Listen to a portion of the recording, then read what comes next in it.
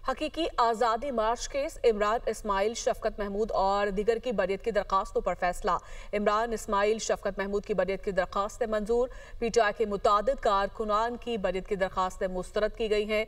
Judicial magistrate Mubashar Hasan Chishti ने बरियत की दरखास्तों पर फैसला सुनाया।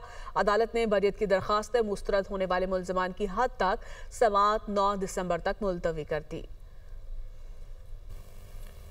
हकीकी आज़ादी मार्च केस इमरान इस्माइल शफकत महमूद और दीगर की बरियत की दरखास्तों पर फैसला।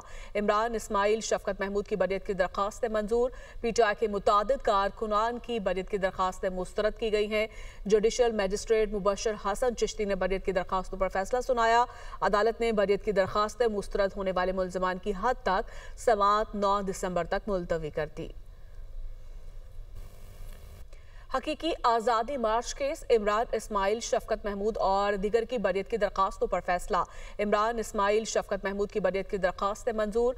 पीटीआई के मुतादिद कारकुनान की बरियत की दरखास्तें मुस्तरद की गई हैं। जुडिशल मजिस्ट्रेट मुबशर हसन चिश्ती ने बरियत की दरखास्तों पर फैसला सुनाया। अदालत ने बरियत की दरखास्तें मुस्तरद होने वाले मुल्ज़िमान की हद तक समाअत 9 दिसंबर तक मुलतवी कर दी।